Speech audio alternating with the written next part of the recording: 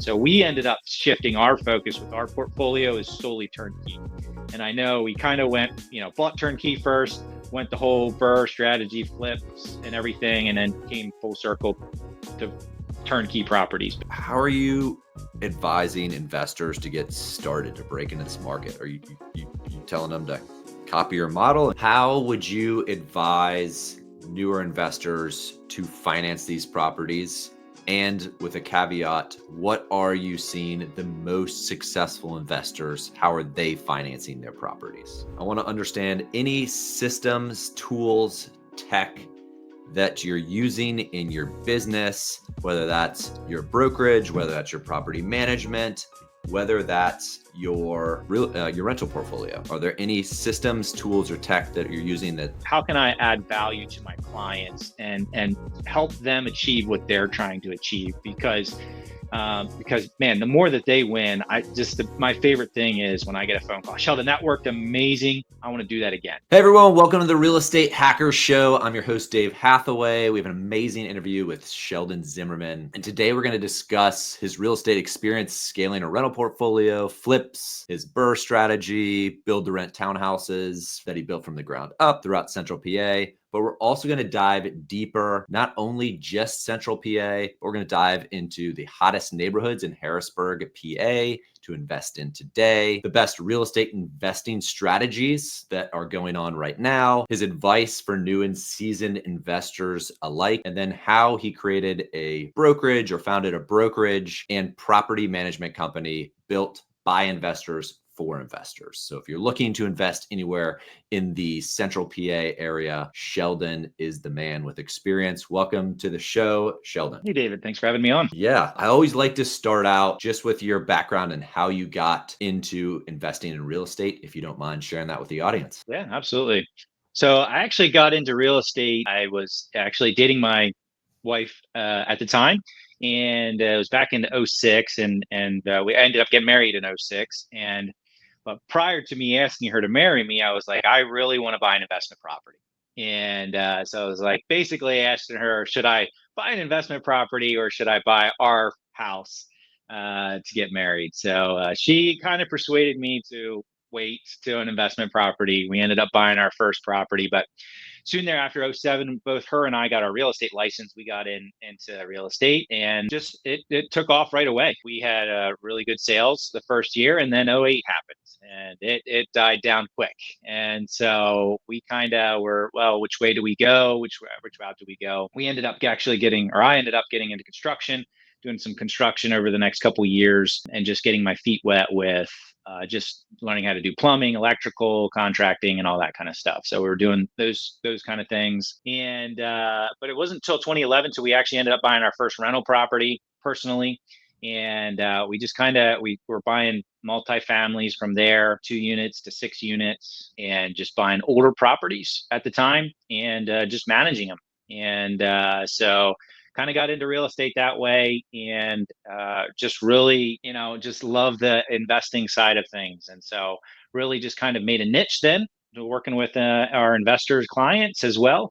And yeah, just kind of took off like crazy from there, and just absolutely love helping our clients purchase and buy investment properties and primaries as well. So Gotcha. Where was that first investment property that you invested in? So the first property I invested in was a 3-unit, and this is great because I tell this to all our clients, and everybody's that's looking to buy their first one. They're scared out of their minds because I can tell you everything about it. I bought it for $103,000. It was a 3-unit. It was going to cash flow. I think we were going to gross rents were like $2,200 a month, and it was like 2x, And I thought I had the golden ticket, and I remember every detail of it because it kind of scared the crap out of me, first one. But yeah, so that one was in Reading, Pennsylvania, actually. So it was in the historic district, north side of Reading, on 5th Street, and we held on to that one for probably, I think we held on to that one for 12 years, and made about 130,000 just in the capital gain side of things, and then the cash flow as well was good as well. So yeah, it was a good property. We was happy we bought it, but I can tell you everything about it. But you asked me any of the others from there, I don't remember any of the other details from there. That's your initial baby 12 years ago. No, I love that. Yep. And so it was a 3-unit property. You purchased it for 103. It cash flowed $2,200 a month. How much were you renting out No, each no, month? that was gross. Yeah, that was gross. So cash flow wise, we were running somewhere. Typically, it was right about $700 a month. To some years were a little better if we had lower maintenance, but yeah, it was typically right around 700 or so. Okay. And then Yeah, was this a value add property? You purchased it for 103, which 12 years ago, properties were a little bit cheaper. If yeah, you haven't been paying attention to real estate prices, they're a little bit cheaper. You probably can't find a 3-unit in the historic Reading, PA district for a 103 today. yeah. But it wasn't a value add. It was like turnkey. So yeah, it was turnkey. We were just wanting to get something going. And I didn't think I wasn't really in the mood for construction. I wanted the cash flow right off the bat was what I was wanting.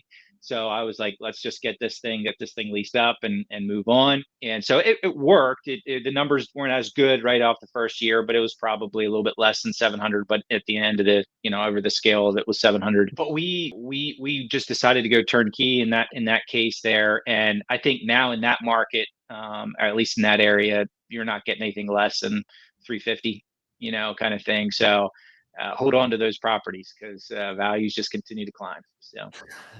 Can you walk us through like mindset when you purchase that first property as far as like if you're thinking cash flow, if you're thinking appreciation, how are you deciding like, hey, this is a good investment for me? Yeah, for me, I just love consistency. I do not like highs and lows. I'm just not a big high and low kind of guy. I just like being very consistent and doing what I need to do. So for me, it was cash flow. And so cash flow was pretty important. And obviously, I was new, I was young. I made mistakes purchasing that first one, but I learned a lot through it all. But I would say the biggest thing for me is just not taking into consideration some of the utility side, how much those were. So being, especially with small multis and even larger multis, depending on how it's set up, is just making sure the utilities are set up properly, where hopefully the tenants are covering them all. But if not, you have your numbers projected right in those values. But that was kind of the learning point there. But yeah, cash flow was the thing I was looking for. I wasn't necessarily caring about appreciation. I was wanting that cash flow. And so, because I figured if I get the cash flow coming in, I can either throw that into the capital, into the debt pay down, or I can throw that into the next one, or do improvements to the property, whatever. It gave me that flexibility to be able to do whatever the heck I wanted to do with that capital then. Gotcha. And when you were thinking about cash flow, did you just have a like, hey, this property has to cash flow X for it to be a good deal for me? Does that just have to cash flow in general, like $100 cash flow? Or do you think about it as cash flow per unit? I know each investor has a different thought process and like, Mm. hey, and maybe what might even be better is like, and your buy box probably has changed, but walk us through that in why $700 cash flow for a 3-unit back then is okay. Is that still okay today? Yeah, I mean, to find that now, I'm going to be honest, it's probably pretty slim. Now, you can do it. Don't get me wrong. There's different critiques. There's different ways to get it that way. But for to buy a turnkey and put the capital you need into that, because I actually had borrowed money from my in-laws actually to purchase that 3-unit as well, and I Mhm, paid them 11% interest. mhm. So I was, and it was just partial down payment. It wasn't like, full, it was like 10%, something like that. And for me, it was more of I was happy with the cash flow for the risk, and I didn't have a ton of capital put up in, put it set into the property there. So I was okay with the $700 and that cash flow. I was actually pretty excited about it and pretty pumped to get that.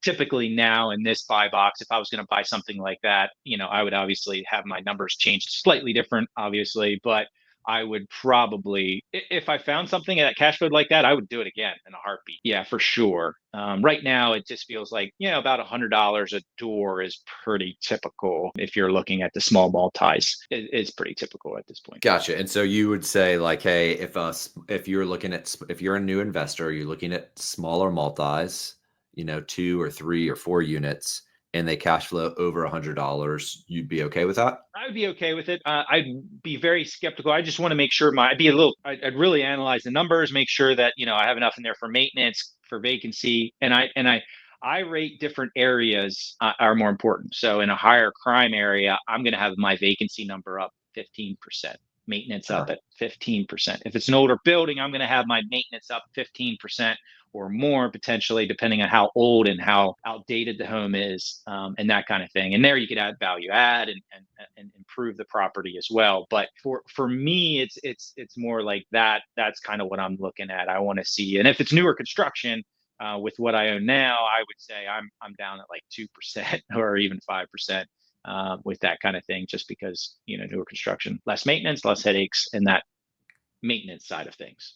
So Gotcha. I want to bookmark that and come back to like areas and maybe like a rating system. But if we're thinking about a new investor coming into Central PA, can you talk about maybe a couple markets that you'd say, hey, these are amazing markets for real estate investors, whether it's cash flow, whether it's appreciation, whether it's price to rent ratio?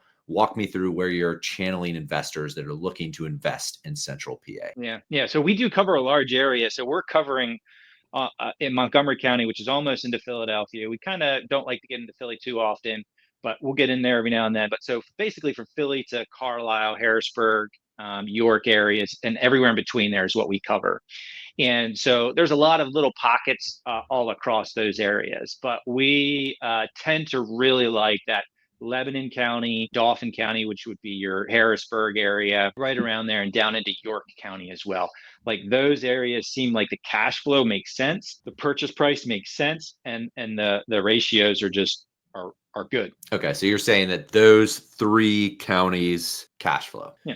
Would you say if an investor brings a property to you and it does not cash flow, what is your recommendation on those properties? And I'll caveat that with maybe it has 15 or 20K of equity, but it doesn't cash flow. How are you advising investors on that? You're saying if they already own it, or if they're looking They to don't buy. own it. They're saying, hey, I'm thinking about investing in this property, Sheldon. I really like it. I like the area. It doesn't cash flow. It's like zero. It's like even. It's got like 15 or 20K equity. Is that what advice are you giving to that investor? Yeah, I mean, if you got that amount of equity in it, that's one thing that's good. I mean, if you're purchasing it that much less, so there's opportunity to value add that. So basically, sitting down with that client and being like, "Hey, what can we do to make it cash flow? Can we do something?" Midterms are always very attractive, but they're a little bit more management and that kind of thing. But you're getting a lot more rent. So, is there different ways to strategize that property and make that cash flow well? If it doesn't, and you can't, like, there's just not a lot there that you could do for whatever reason, at that point, I would look at it like, well, what's the strategy here? Can we do it another way? Can we turn this into a flip by some way or shape? That kind of thing. And just to jump back there to the financing, I mean, financing is a big thing too. So we, talking through whether you do owner financing, and just looking at all kinds of different angles there in the financing side to make the thing cash flow rather than just an outright purchase. But at the end of the day, if a client's strategy is more appreciation, to me, it feels more of a risk, because you're risking something to, and you're losing money, I guess, per se. But if you love the area enough, it's close to your home and that makes sense and you want to do it, I'm not going to stop somebody. Yeah. But at the end of the day, I'm like, well, you could do a little bit better in cash flow if you did something like this and that kind of thing. And so, but ultimately, real estate hasn't really gone down in this area. That's the beautiful thing about South Central Pennsylvania, is just like you don't have the huge highs, unfortunately, but you don't have the huge lows. So even through '08, going through that market as an agent, like we didn't see a huge downturn like Florida's, like the Californias of the world, like that was very much not realistic. Like for us here, values kind of like maybe dipped a little and then just were like stagnant, and so we did not see huge falls and drops and foreclosures. Now there was, but there wasn't a ton of foreclosures. So that's the beautiful thing about this market. So it's not as big of a risk if you're looking for appreciation play, but you also don't have that huge appreciation play like Florida would and that kind of thing. But your cash flow, if you have cash flow, you can sit on that puppy for 10 years, 20 years, and that thing's going to go up and appreciate very well. So yeah, I love that perspective of like, there's these markets that just are boom and bust. Your Austin, Texas's, your Tampa, Florida's, your Phoenix, Arizona. These area that in real estate prices go like up the quickest and they ramp up and they go down. But there's certain like Midwest markets. You're talking about like Ohio's, you're talking your Pennsylvania's. It used to be like your North Carolina's, even though that's kind of out. That's kind of like shot up in appreciation at this point. Why do you think that is it a population growth thing? Why do you think that like a Pennsylvania market, like a Lebanon or a York or a Harrisburg is a steady Eddie compared to this shoot up and shoot down? I think it's consistency and growth. You're not having a lot of times. I mean, you specifically talk about Austin and North Carolina. There's just been a huge boom in growth, a lot of people moving there and that kind of thing. And so you do have naturally that. Now, I would say over the last couple of years, we've had quite a few people move into this area from the New Yorks, the Phillies, the cities there. Now, will they hang out here, post COVID kind of thing? I don't know. It seems like they are. They seem to love it here. From the conversations I have with clients and stuff like that. But I would say it's just been a market for whatever reason that, yeah, it's just been that steady Eddie, I guess you could say that's just, we don't see a huge influx of people moving in. But we also don't see a huge influx of people moving out either. And so it's just been something that, yeah, we don't see prices dip, and Yeah. jobs is another one that's actually interesting. And we see Lancaster County, you could say as well, and getting up into Harrisburg is just you have a lot of businesses that continue to grow, a lot of smaller businesses, very small business minded area. So there's a ton of small businesses and growth continues to happen there. And in that, we've started seeing a lot of larger businesses come in. And if you look at a map, you have 83, the Turnpike, 81 from New York, Philadelphia, Baltimore, Maryland, DC, all going through that corridor, right through the Harrisburg, York areas. And so there's a lot of truck traffic, a lot of businesses driven that way as well. So economically, just a very steady businesses there as well. Gotcha. Yeah, it's interesting. Job growth, population growth. I mean, and ultimately, I feel like those markets have to have population growth, but then the boom and the bust can also happen for prices if there's like overbuilding. I mean, it's a supply demand issue for a lot of the markets. Builders come in, they see this big opportunity, they see crazy houses being built in places like Tampa or even places like, Georgia or Charlotte, North Carolina, where builders were just salivating, building like crazy. And then if that population throttles down, now all of a sudden we're holding a bunch of properties and it's like, we got a bunch of properties that we can't fill. It's a supply demand issue, but it seems like maybe in Pennsylvania, they don't have that crazy amount of building. It's just like this steady Eddie building that the supply and demand is not way higher. It's just always the supply is meeting the demand and just kind of just doing this slower up trajectory, even though the last couple of years in those counties, in the Yorks and the Lancaster, still getting it, still getting there. The Harrisburgs, I feel, in the Reddings, they have increased in value higher than they have like everywhere else in the last 3 years. They had this like higher than appreciation instead of the 4% or 3% steady Eddie value appreciation. That's interesting. And great points. Because I would say like one of the downside almost to Pennsylvania is how long it takes the development to even get started. So like if I were to take a piece of raw land and say I want to build a community here, it would, before I could even push the first dirt away, it would take at least 2 years. And so the time period there, and so there's been a little bit more building kind of west of the Susquehanna River there. So west of Harrisburg, Camp Hill areas have a little bit more building. Down into York, a lot more building. Whereas in the Lancasters, the Lebanons, and those areas are not building as much. And there's just not a lot of new construction there. And so I think there's been that driving up the prices because there isn't as much building happening because of that. So and that you're saying that is kind of a permitting, kind of a local regulation issue, that it's taking a while to get those things, or is that what you're saying? I'm trying. Yeah, correct. I mean, it is, it's not necessarily just local. It's as a whole, the DEP and everything else, all the land permitting, the zone, the stormwater runoff, plot planning and all that kind of stuff. It just takes 2 years. I mean, it could be a small 10 unit, 10 home community that you're building, and it's going to take you 2 years.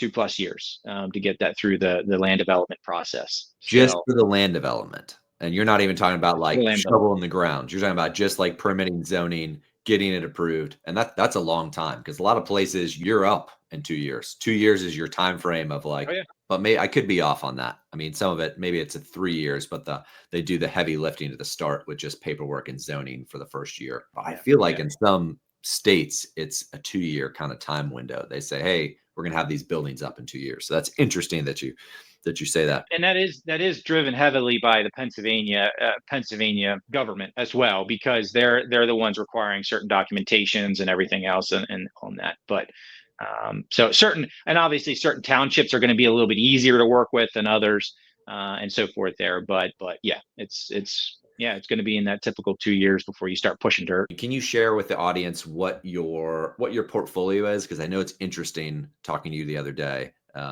What are you holding in your rental portfolio? What are you investing in? Yeah. So originally when I got started, it was buying three multi-units, 3 units, 6 units, that kind of stuff. So we were end up buying that.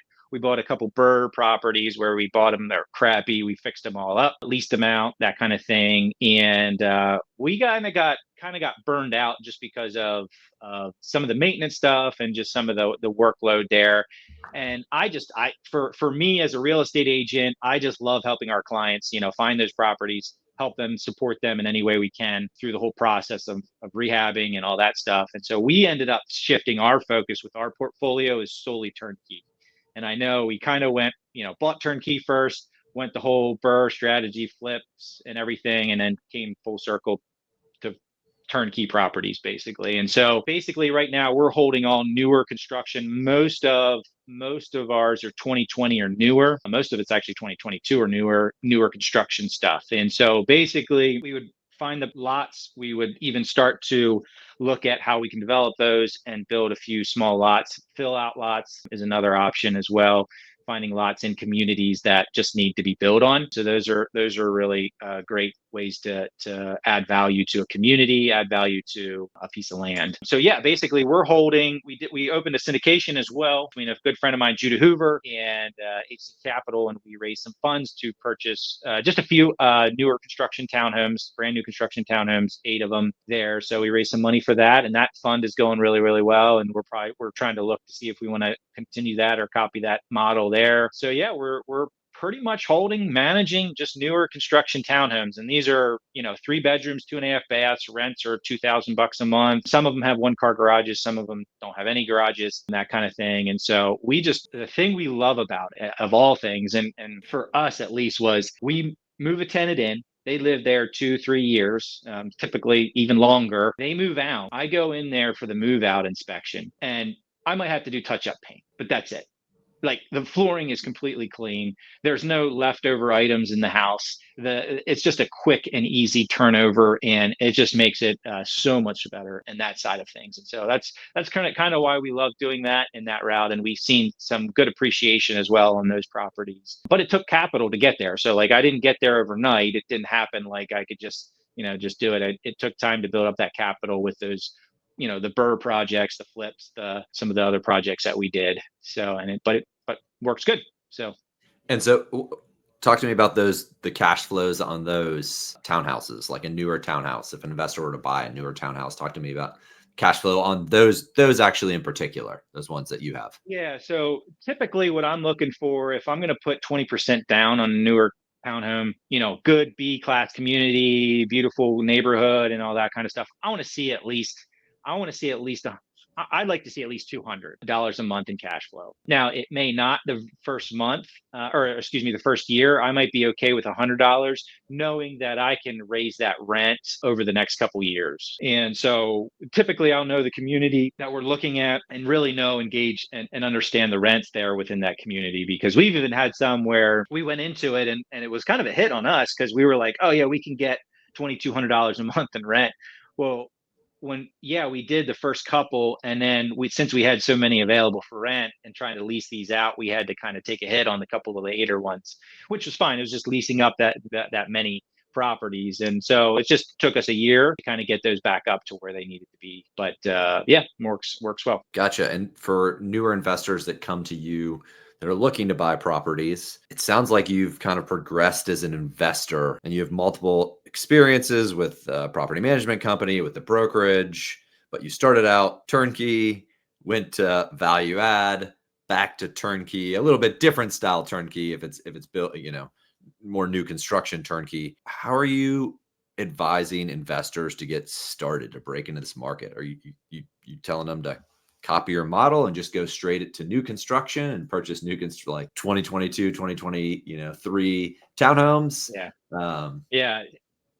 And I'll lean into whichever strategy they would like. But and the reason I do that is just because, hey, look, I mean, no one strategy. That's a beautiful thing about this. Like, there's no one strategy better than the next. I mean, there's so many different opportunities when you buy a property. You can have 30 different exit strategies within that. And I mean, you could go the short term STRs, you could go to the midterms, you could go long term rental. Okay, those are your three options there. You could do value add, you could do improvements, you could tear the building down and put a whole brand new thing up. So there's like hundreds of different options that you can go in this industry. And so if you're looking at like, hey, I just want cash flow. Well, you can make cash flow in those inner cities that maybe are a higher crime area, but you just got to understand that your numbers matter, meaning your vacancy matters, meaning your tenant turnover matters, your maintenance cost matters. So what is the condition, the age, and everything like that?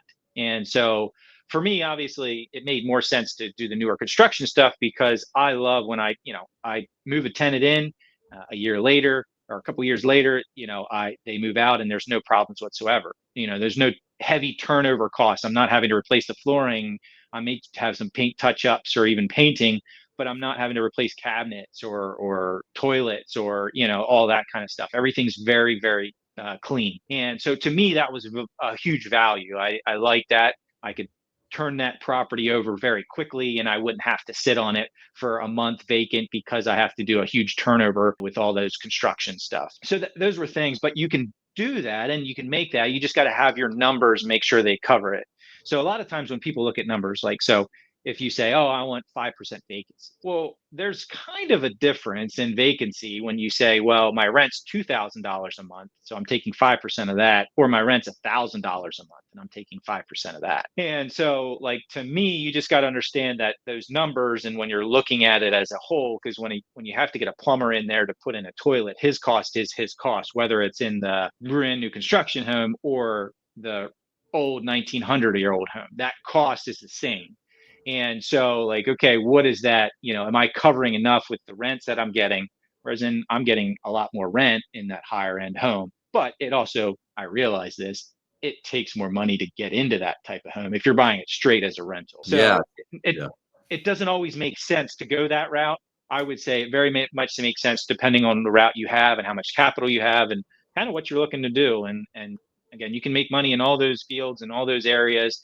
You just got to make sure you do it right and protect yourself and when you're doing it. Yeah, no, I love a few things that I want to point out that you said there is creative deal looking. You mentioned this before, but looking at things not just as it is, not just as it is a long-term rental. That's the only thing it can be. It's always going to be a long-term rental.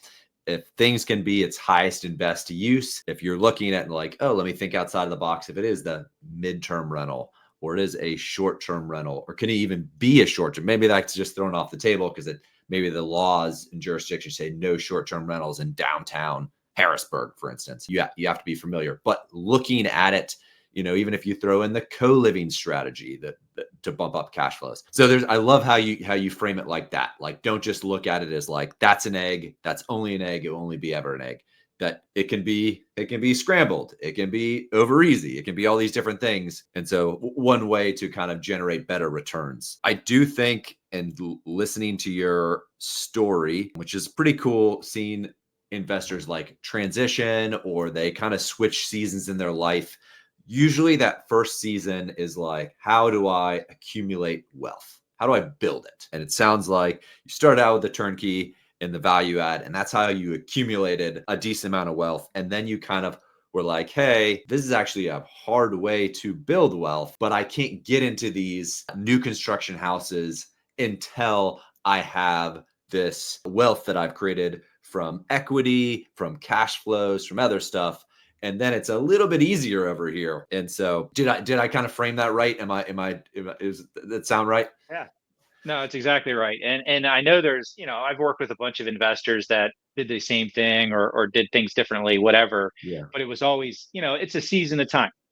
Ultimately, I would love to get into owning a 100 unit. Now I'm at 30 units right now, and I'd love to get into owning a 100 unit complex, and that'd be great. I'd love to do that. But at the same point, I'm not quite there yet. And so I will be soon, but I'm not there yet. And so, but for me, it's, hey, how can I add value to my clients and help them achieve what they're trying to achieve? Because man, the more that they win, my favorite thing is when I get a phone call, Sheldon, that worked amazing. I want to do that again.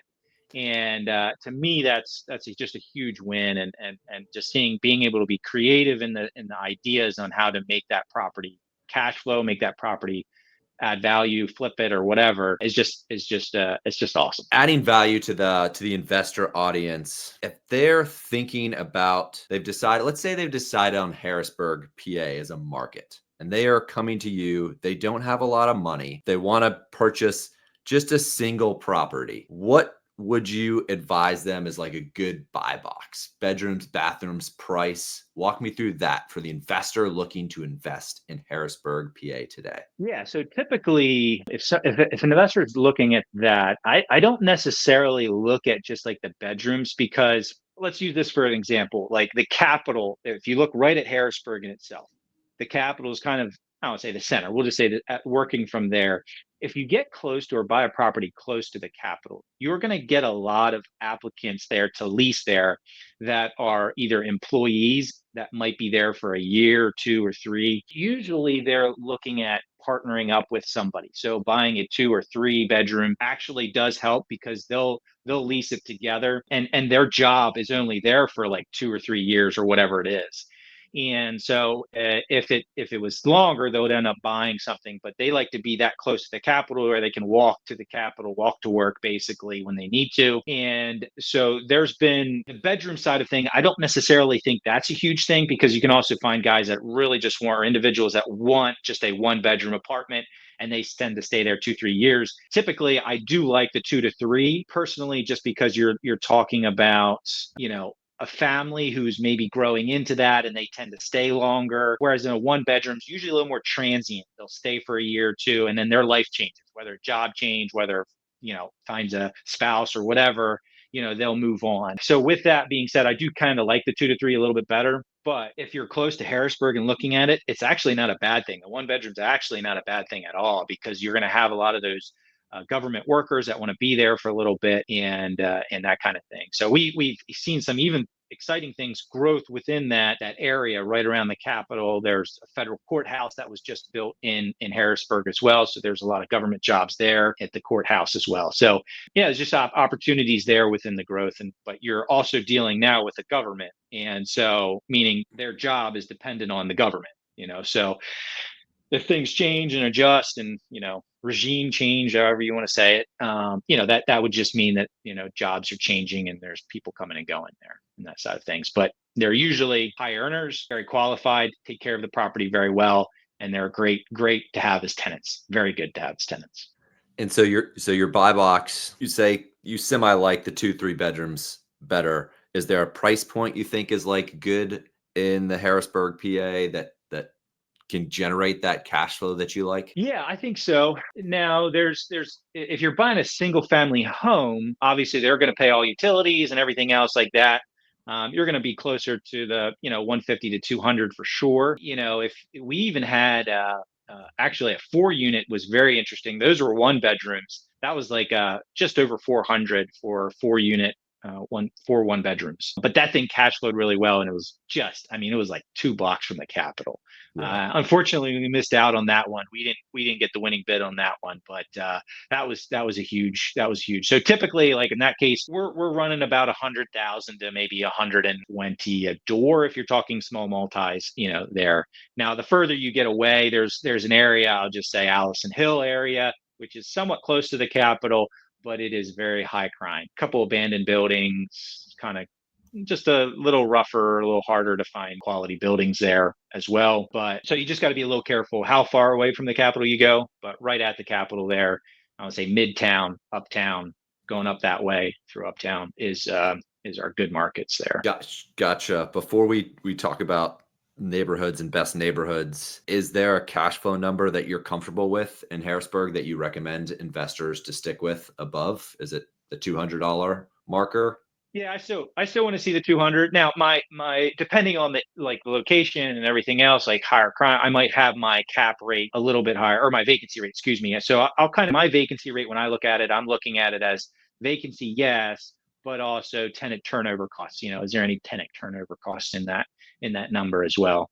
So my vacancy might be slightly higher there with that number.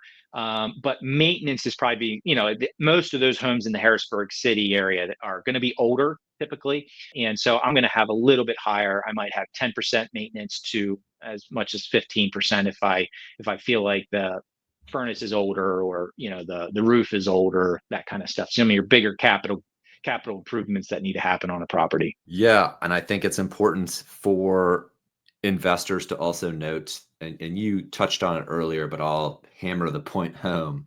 If a property is like built in the 1900s, 1880s, it's going to have more maintenance than the 2000 after construction. Like Yeah.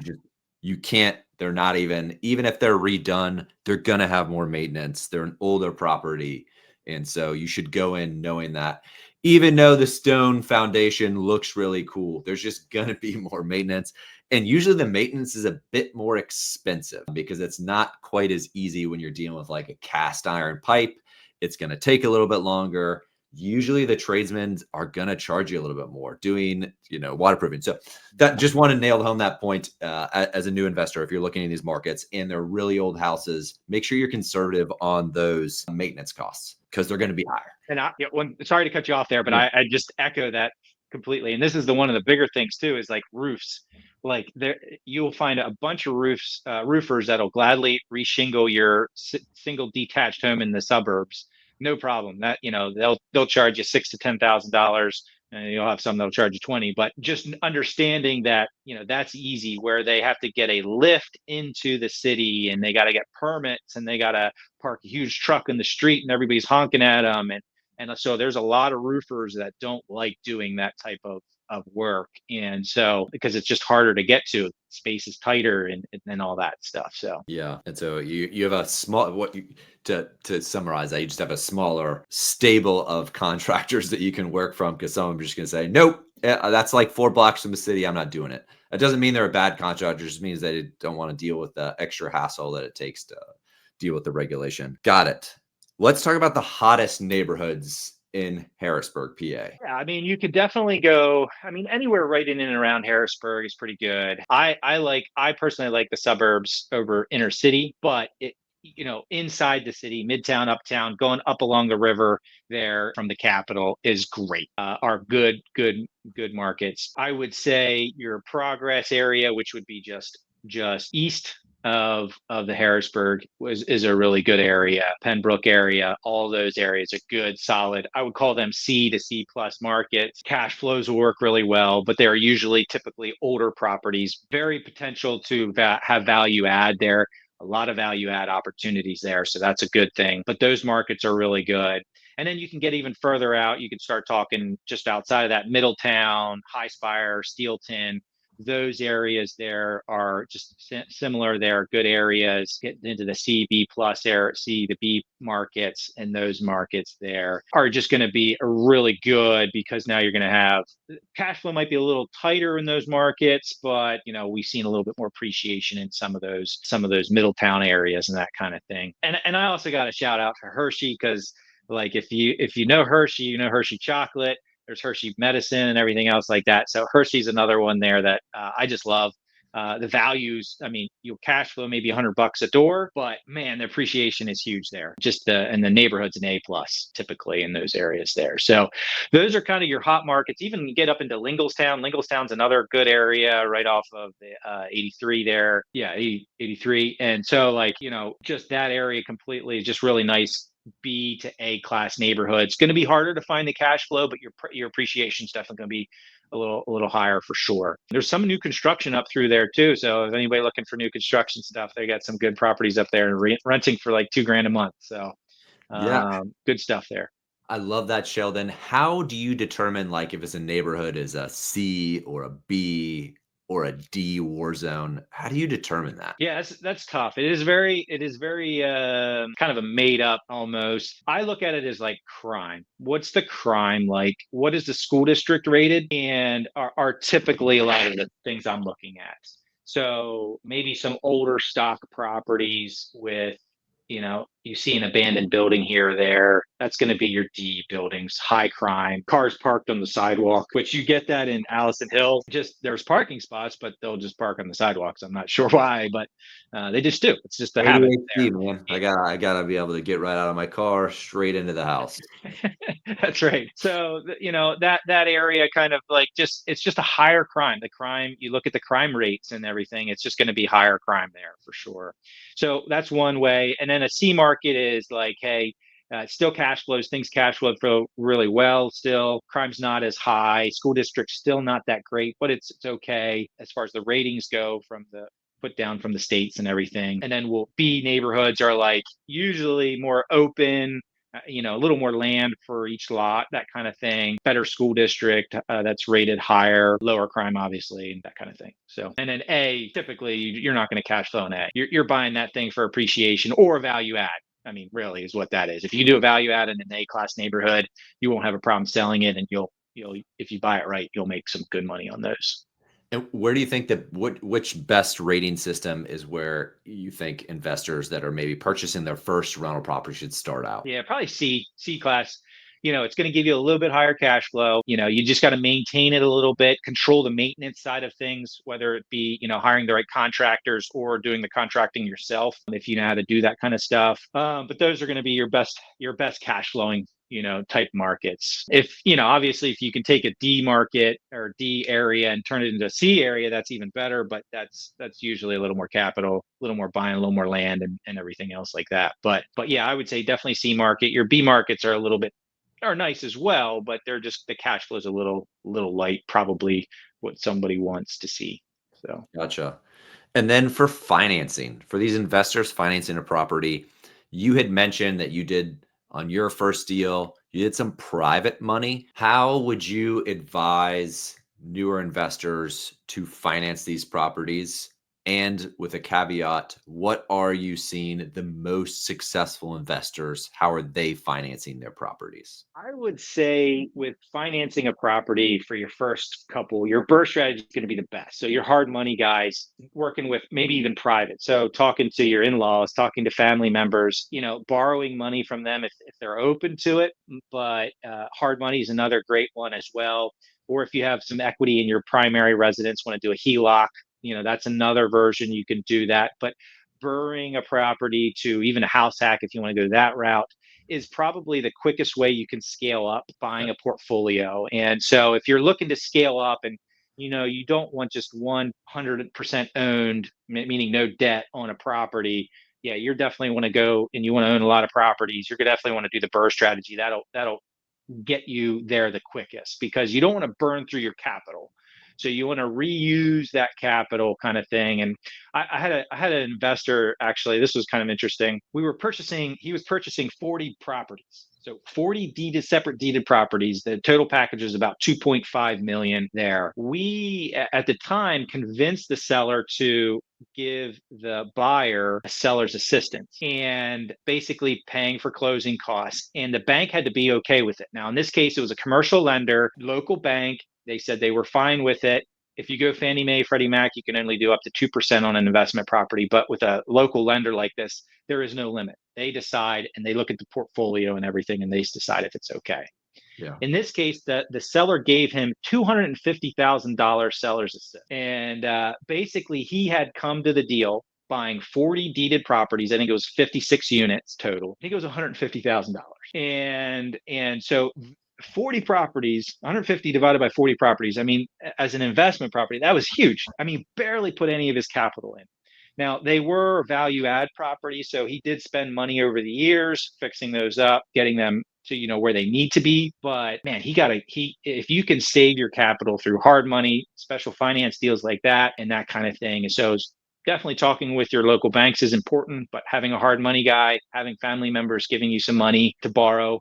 Even in my case, where I gave my in-laws 11%, they were tickled. They weren't even getting anywhere close to that at that time. So to them that was huge. So obviously the deal had to make sense and everything like that. But there's a ton of creative ways you can do it. And I would say if you can try and save your capital as much as possible so you can get into the next deal, that's gonna how you're gonna build that portfolio quickly.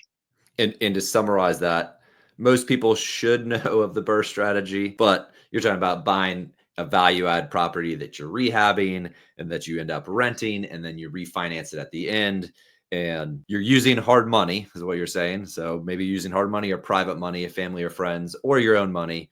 And then at the end, are you talking about using a DSCR loan, debt service coverage ratio loan, to refinance out? It depends how you buy it. So if you bought it in your name, then yeah, you're going to use a DSCR loan because you want to lock that up for 30 years. And excuse me, if you bought it in an LLC, yeah, you could also use a DSCR loan, or you could also use a local bank as an investor. So even if you bought it in your name, you could use a local bank.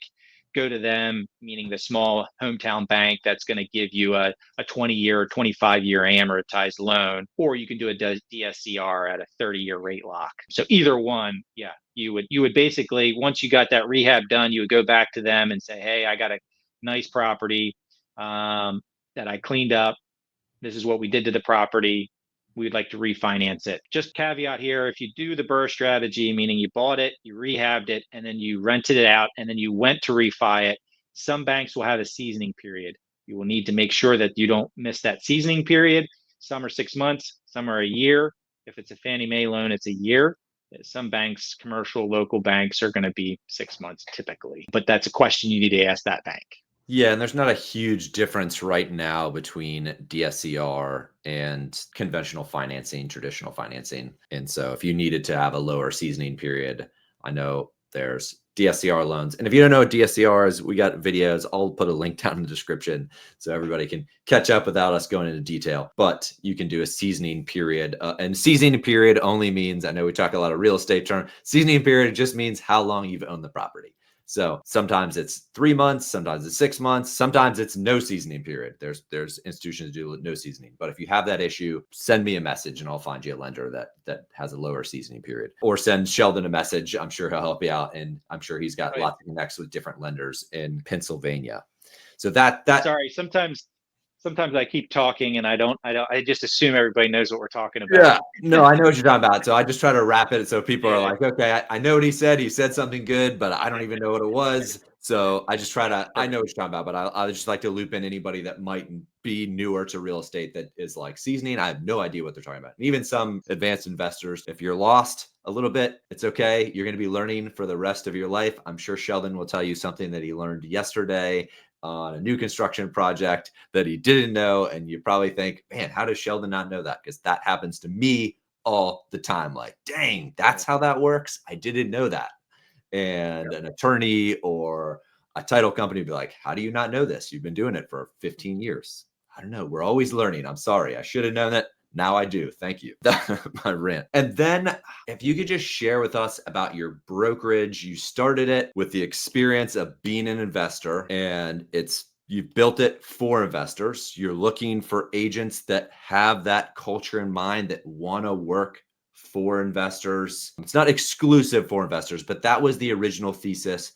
Walk me through kind of why you started that and how that can help other investors that are looking to invest in PA, Sheldon. Yeah, absolutely. So yeah, we started Peak Asset Realty as a kind of a need, or a need to clarify, because you can get kind of mixed up with a lot of these other brokerages. And I was never really interested. I never was really into the big corporate thing. I'm very much a small business guy. I love small business. I love dealing with people.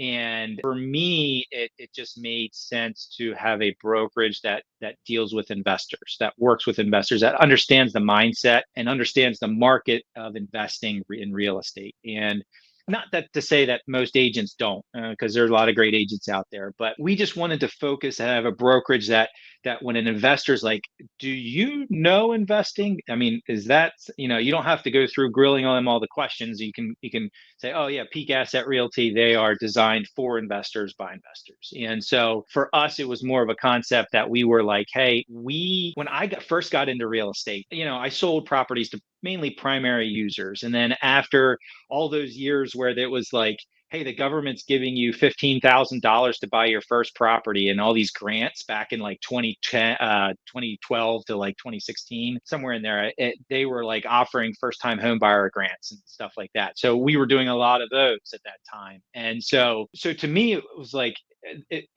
a light bulb kind of like switched on, because we sold an investor one property one year, and then the next year we sold him three properties, and the next year he bought that big package of 40 properties there. And to me it was like, oh, so if I sell a primary user for a house for a primary, 7 years later is the average, what they say, he's going to buy something else, and hopefully I'm still top of mind for him, and obviously if I'm doing my job right, I am.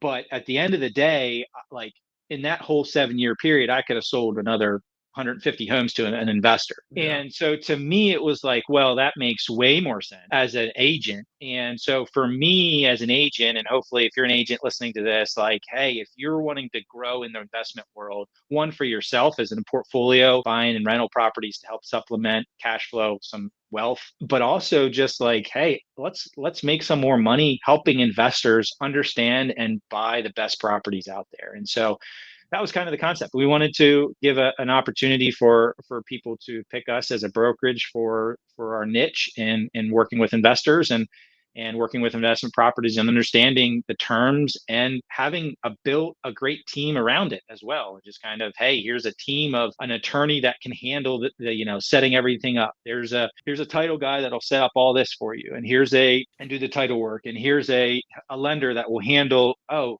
we'll buy the property, and for the first year we will pay only interest only, and then the payments will kick in after we get it stabilized. Purchase a property that needs work and get it stabilized, fully rented out. So that was kind of the concept. We wanted to create a whole program around investors that could help and grow investors as well as agents. I'll put a cherry on top of that, Sheldon, because a lot of investors might not realize how important it is to have somebody else that knows about investing. A bunch of the terminology that we actually have discussed in this entire interview, seasoning, DSCR, there's probably a bunch of other ones. If you're just working with a retail agent that's just working with homeowners, they're not going to understand these concepts. They're not going to understand like cash flow, how to analyze a property. And so they're also not going to have the contacts that understand these as well, that you can just channel on. And building your A team in real estate is super important as an investor. So if you are looking to invest anywhere in Central PA, definitely reach out to Sheldon, definitely reach out to his team, because he's going to be able to help you along and connect all the dots. There's a lot of dots, or you end up learning trial by fire. And I'll tell you, it's not fun. It's not enjoyable to always be learning trial by fire, whether it's contractors, whether it's lenders, whether it's title company, and then go back and go, well, Sheldon just told me like this title company is much more affordable. They do all the same thing. I'm just going to use that. It's much easier to do that than to try out 6 different title companies on your first 6 properties and go, wow, I was paying like $800 more every single property. It's much easier to get a little bit of hand holding for somebody that's already done it and gone through it and burned in those fires to learn. And that's what, so I'm just trying to put the cherry on top of why it's important to work with investors. You wouldn't go to a financial advisor for financial advice if they only had $100,000 in their bank account and you had more than them. That would be a poor decision. So when you're working with an agent that is also an investor, it's leveling you up because they know what you want to do. And so just wanted to kind of cherry on top, summarize that, why it's an advantage if you're working with an investor agent over a homeowner agent. They're not going to be able to help you or service you the way you guys are. So yeah. And we're not, and one of the things cool about us, because like as real estate agent, if you're a real estate agent looking for a brokerage to join, like our splits are we're not interested in taking your deal. We would love our transactions kind of under the brokerage fee kind of model, meaning that you get a lot of the 100% if you want that option. We also have a 70% if you want to do that. But like there's a splits there that are going to be competitive, like with the Iron Valleys of the world and there's other brokerages of the world. Like we're not interested in taking money out of your deal. Like you do the business, you do the hard work as an agent. Like you need to earn it, and you need to hopefully grow your business and your portfolio. And our team is always looking to try and make that happen. And so if you're an agent and want to reach out, let us know. Yeah, love that. Before we wrap up the interview, I just have like two more questions that I want to get your experience on. I want to understand any systems, tools, tech that you're using in your business, whether that's your brokerage, whether that's your property management, whether that's your rental portfolio. Are there any systems, tools, or tech that you're using that are helping you right now?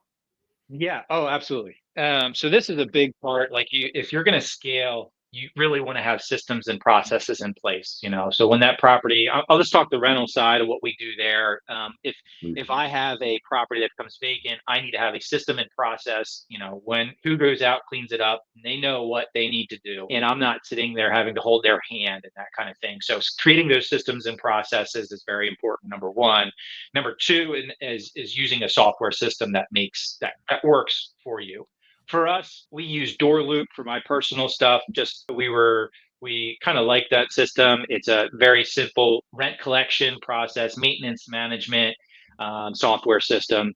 Appfolio is another big one that really is good. Buildium, Yardi, all those are all something to have there that collects the rent and be able to control management and maintenance, I should say, and keeps everything in house there. And so that is pretty key and pretty critical there if you're looking at something like that. So for the management of rentals, as you scale, if you have one or two, use the free ones. There's free ones if you're going to manage it yourself and that kind of thing. There's free ones out there that are great. But once you get into like a 5+, you tend to start wanting something a little bit more elaborate, something that can hold files and soft documents and that kind of thing. It's going to be really important. That way, if you need to document something, you can just jump right to it and you know exactly where it is. So that kind of thing is very important. Keeping those documents, being very detailed in your accounting side of things is very critical as well for your sanity at the end of the tax year as well. So those are QuickBooks is one that you could if you wanted to, but I don't do that for my rentals. I'm mainly concerned of what you're using. That's what I want to hear. So I want to hear what Sheldon's using in his stuff. Yeah, You're using DoorLoop? So I use DoorLoop. DoorLoop, and I do some QuickBooks as well, Cool. just for our business side of things. And then our property management system for our property management team. So we do have a property management company called Peak Solutions Property Management. We're using Appfolio. Appfolio is the best out there, but you're paying you do pay for it. It's not free. it's expensive. So and you got to have at least 50.